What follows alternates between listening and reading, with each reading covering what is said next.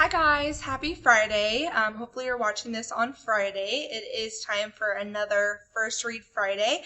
As you can see behind me, I've been going through over hundreds of books, like almost 1,000, trying to get our classroom library online. So stay tuned. Next week you will be able to start checking out books. And so just stay tuned for that. So two books that we're going to talk about today are To All the Boys I've Loved Before, and then The Absolutely True Diary of a Part-Time Indian. So I have not read this one, but I've heard really good things from kids that have read it in the past. It was turned into a Netflix series, and it's written by Jenny Han. And so I'm going to read you just a little bit of the inside and then a little bit of the back. So it says, Laura Jean keeps her love letters in a hat box that her mother gave her. They're not love letters that anyone else wrote for her. These are the ones that she's written. One for every boy that she's ever loved. 5 in all.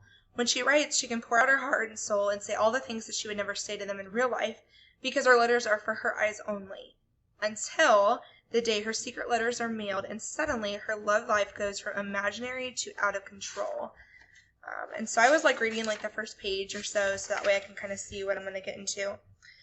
I like to save things, not important things like whales or people or the environment, silly things, porcelain bells, the kind you get at souvenir shops, cookie cutters you'll never use because who needs a cookie in the shape of a foot, ribbons for my hair, love letters. Of all the things I save, I guess you could say my love letters are my most prized possession.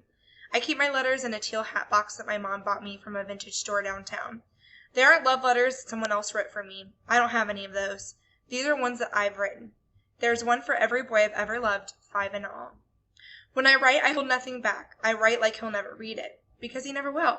Every secret thought, every careful observation, everything I've saved up inside me, I put it all in the letter. When I'm done, I seal it, I address it, and then I put it in my teal hat box. They're not love letters in the strictest sense of the word. My letters are for when I don't want to be in love anymore. They're for goodbye. Because after I write my letter, I'm no longer consumed by my all-consuming love. I can eat my cereal and not wonder if he likes bananas over his Cheerios too. I can sing along to love songs and not be singing them to him.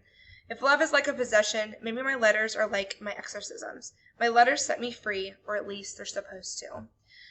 So it's not super long. It's around 300 pages. So I always have the question, is that a girl book? It's not. I will say a lot of my girls tend to gravitate towards it, but anybody can read it. It's pretty good from what I've heard. I have read The Absolutely True Diary of a Part-Time Indian. It was a really quick read because I had it and I book talked it and all my boys wanted to keep reading it. So I was like, I want to see what my kids are wanting to read. And I always recommend this to my mature readers. So if I get that vibe that maybe you're not ready to handle it, you may not be able to get it. It's definitely a permission slip book because it talks about some really mature stuff, like high school stuff. But it's kind of like the high school version of Diary of a Wimpy Kid. Like he draws and does artwork in here and makes funny jokes that are inappropriate. And so it says, Junior is a budding cartoonist growing up on the Spokane Indian Reservation. Born with a variety of medical problems, he is picked on by everyone but his best friend. Determined to receive a good education, Junior leaves the res to attend an all-white school in the neighboring farm town, where the only other Indian is the school mascot. Despite being condemned as a traitor to his people and enduring great tragedies, Junior attacks life with wit and humor and discovers a strength inside of himself that he never knew existed. Inspired by his own experiences growing up, award-winning author Sherman Alexie chronicles the contemporary adolescence of one unlucky boy trying to rise above the life everyone expects him to live. So he kind of gets this idea that, if I stay here, I'm not going to like it. I need to go to a better school. And so he goes to this school where he's, the only person that's not white. And so it's all about him going through that. So I'll read you a little bit of the first page.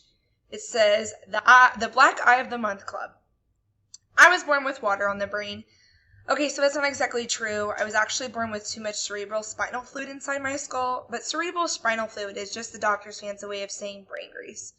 And brain grease works inside the lobes like car grease works inside an engine. It keeps things running smooth and fast. But weirdo me, I was born with too much grease inside my skull, and it all got all thick and muddy and disgusting, and it only mucked up the works. My thinking and breathing and living engine slowed down and flooded.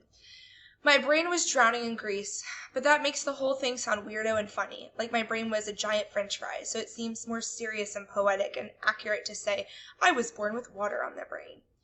Okay, so maybe that's not a very serious way to say it either. Maybe the whole thing is weird and funny. But geez, did my mother and father and big sister and grandma and cousins and aunts and uncles think it was funny when the doctors cut open my little skull and sucked out all that extra water with some tiny vacuum? I was only 6 months old and I was supposed to croak during the surgery. And even if I somehow survived the mini Hoover, I was supposed to suffer serious brain damage during the procedure and live the rest of my life as a vegetable. Well, I obviously survived the surgery.